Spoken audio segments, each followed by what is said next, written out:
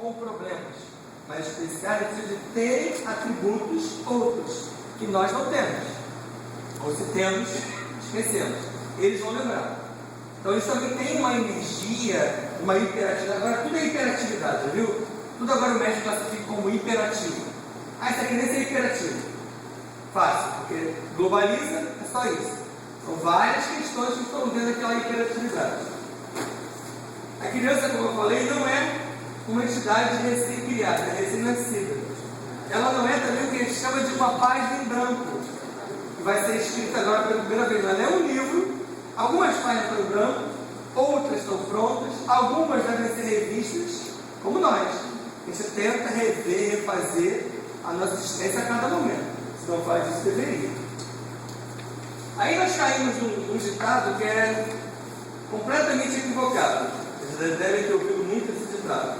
Pau que nasce torto, morre torto. Ledo engano.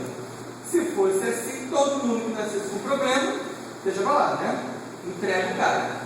Esses paus que nasceram tortos e foram deixados tortos, devem ser o Fernando de Miramar, o Osama Bin Laden, o Cachoeira. Esses foram deixados.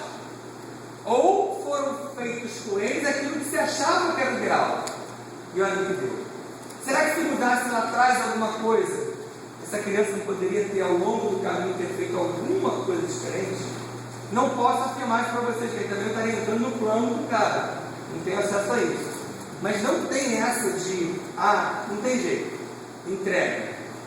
Vai aprender, já ouviram isso? Você vai aprender na rua, vai aprender com a vida. Não, vai aprender com você. Aqui, agora. De um jeito ou de outro. Da melhor maneira possível. Não somos milagreiros. Não vamos fazer algumas coisas que estão arraigadas no cara há milênios se modificar de uma hora para outra. Mas você pode ser o início. Você pode ser a primeira semente. Até os 7 anos, esse espírito está em fase de readaptação. Sem ainda uma integração perfeita entre ele e a matéria orgânica. Ainda estão muito vivas algumas lembranças do plano espiritual. Por isso que as crianças falam sozinhas, conversam, a manifestação de criança aqui. Elas brincam com os amiguinhos espirituais, né? Já viu como é que a criança fala com o outro? Quem é esse outro? Muitos realmente, não estou falando que tudo é espiritual, tá, gente? Claro que tem muita que está imaginando, a criança é imaginativa, ela tem ideia, mas muitas ele está vendo alguém, ele está falando com alguém. Alguns falam até com os elementais. Criança vê duende, vê ninfa, vê fada, porque eles existem, a gente não tem mais como ver, nosso acesso foi cortado, mas eles veem. Então por isso que às vezes o conto de fada para eles é tão real, porque ele conta uma fada, ele mora com um duende, ele tem uma ninfa. Então para eles isso é super normal.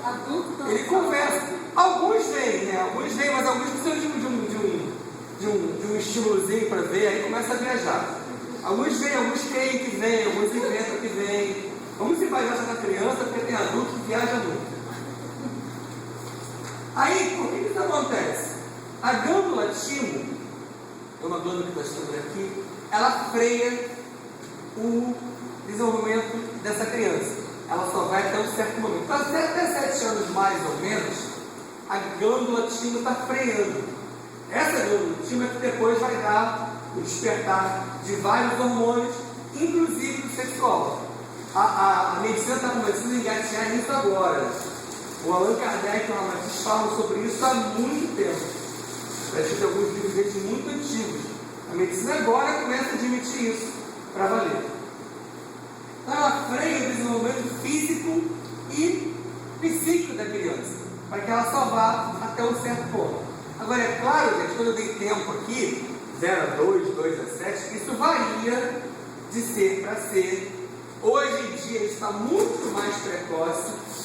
Haja visto a diferença que há, por exemplo, entre meninos e meninas. As meninas realmente elas têm uma antecipação em relação aos garotos. Aos 7 anos a garota parece uma pré-adolescente. Alguns garotos parecem bebês. E vai ser assim durante muito tempo. Até que lá na frente, se é que isso acontece normalmente, né? Que alguns de nós adultos são crianças eternas, enquanto elas já são maduras há muito tempo. Mas essa diferença vai muito de um ser para o outro. Alguns vão ser mais tarde, outros terão isso de maneira antecipada. E aí chega a terceira infância. que vai de 7 a 12 anos. Isso então que varia dessa. Tem gente já com 12 anos hoje madura, ou pelo menos se achando madura. Isso acontece muito. Os pré-adolescentes se acreditam prontos quando já nem começaram a sair da fralda. Mas também acontece. É a partir daí que o instinto primário, vigoroso e por vezes violento se manifesta. Entre 7 e 12 anos. E aí você tem que pensar, pô, só esse lado ruim não. Tá? O serzinho que é bom, você observa já nele a bondade. Você observa a necessidade como é que a criança puxa o rabo do gato. De bobeira, ninguém ensinou aquilo para ele, mas ele tem aquele instinto mau. Ele pisa na tartaruga.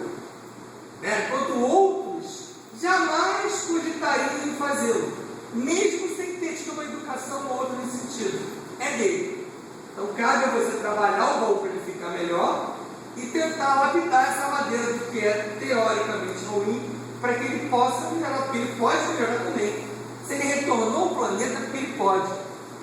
Se ele não pudesse ainda, ele não retornaria. Ele estava lá em cima, se preparando da maneira como eles podem fazê-lo. E o ser deve ser rigorosamente vigiado e ajustado pelos responsáveis. Aí quando a gente fala responsáveis, são todos, tá? É só pai, mãe, é avô, é avó, é vizinho, quando faz parte, familiar conjugado, é professor. Todos que estão à volta fazem parte desses responsáveis. Cada um com o seu grau de responsabilidade. Que devem buscar intrigar-se firmemente no propósito de atingir o quê? O equilíbrio entre autoridade e autoritarismo. É importante ser autoritário, mas não ser duro, violento. Não é necessário chegarmos a fatos extremos. Conversar, eu sei que isso é difícil. Na hora você falando assim, teorizando, é muito legal. Mas eu sou pai de menino e menina e é uma delícia. Tem certas horas que realmente você fica assim, meu Deus, o que eu estudei? Né? Como que eu consegui? Porque na hora da verdade é que você vê como que não é tão simples como lá na palestra, como lá no livro. Ramatiz falando é bonito, na hora que a criança pisa um no outro, que complica. Mas é nessa hora que você tem que usar o mínimo do que você aprendeu, do que você é. Quem não aprende a dominar os seus instintos primários na infância, bem mais difícil será na idade adulta. Infelizmente, o que a gente vê hoje no planeta, dessa sociedade desfacelada, com seres ditos marginais, nada mais são do que seres que lá atrás não tiveram lar, não tiveram pai e mãe, não tiveram pai e mãe, eles tiveram parideiras, né? Eles foram colocados para fora, porque parir é uma coisa, ser mãe é outra. E o que a gente mais vê por aí é isso. E muitas que são mães não pariram, né? Não precisa colocar para fora para ser mãe. Quantos filhos são filhos de vó? Filhos de vô?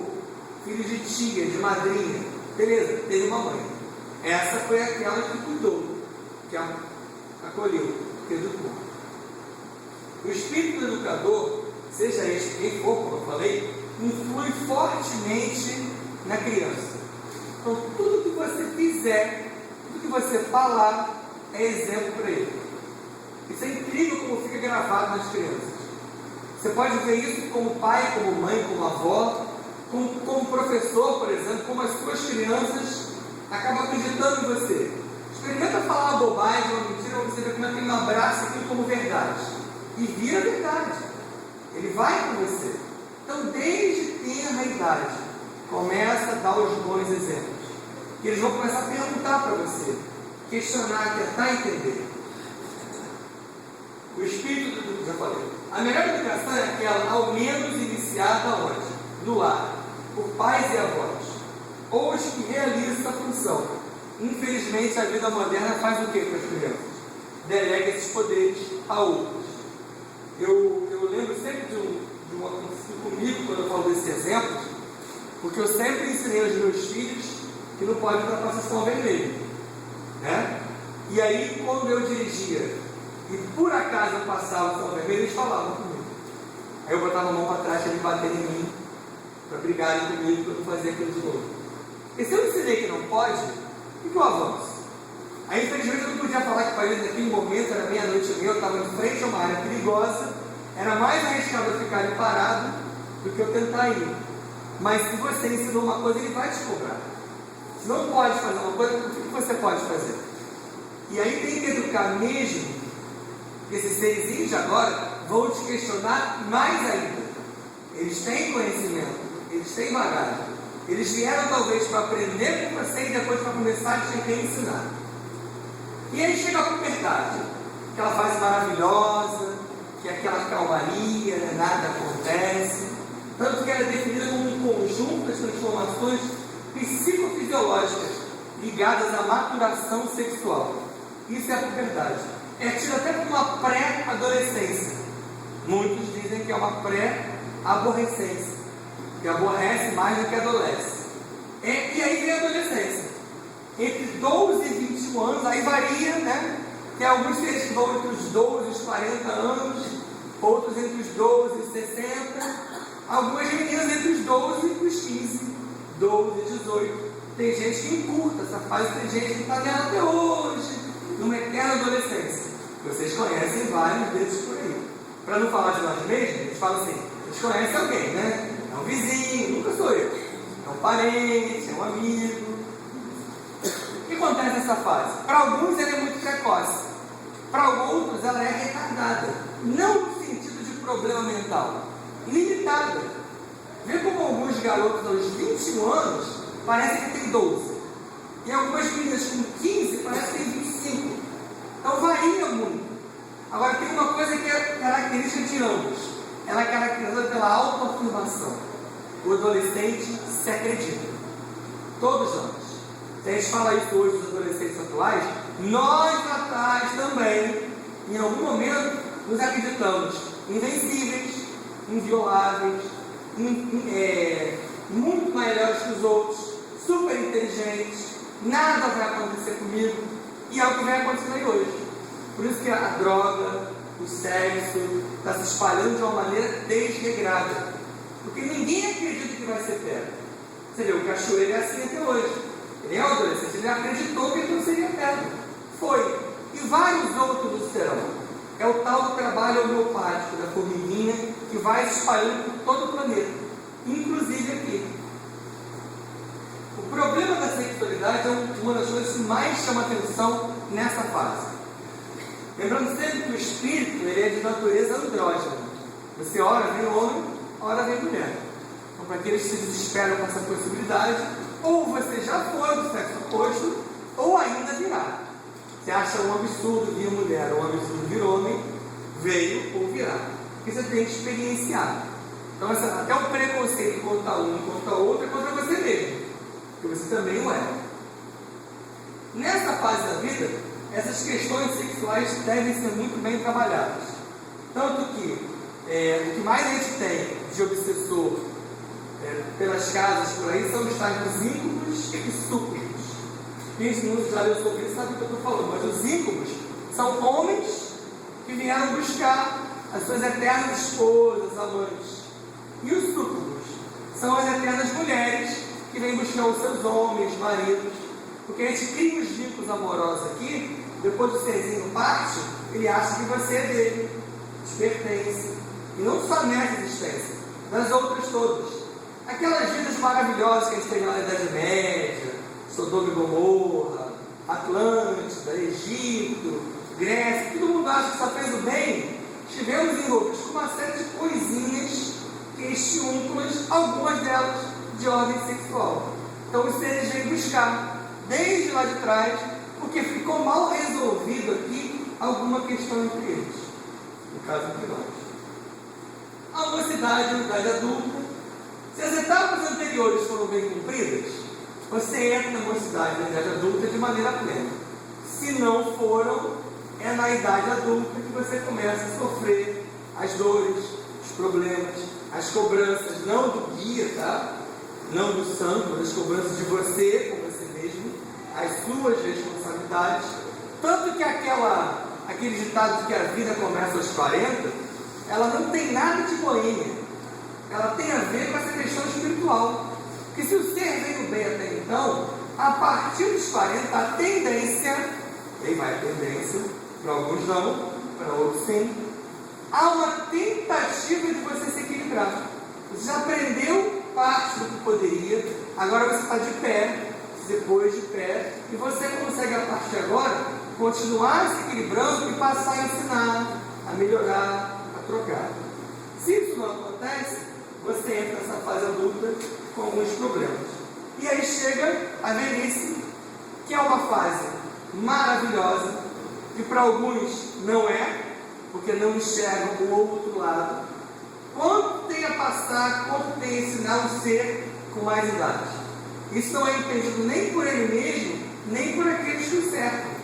Não há idade para você parar de aprender nem parar de ensinar. Sempre há alguma coisa para aprender. Se não fosse assim, não seria preto velho, seria jovem preto. O que é preto velho?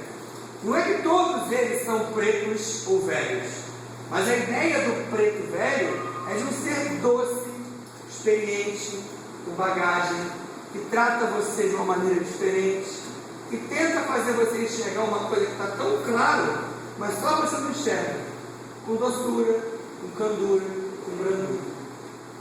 Hoje eu teria muito mais coisa para falar, mas como é a última sexta-feira, tem aquele trabalho pequenininho que começa a partir de agora, e eu tenho que deixar você aqui. Fiquem em paz.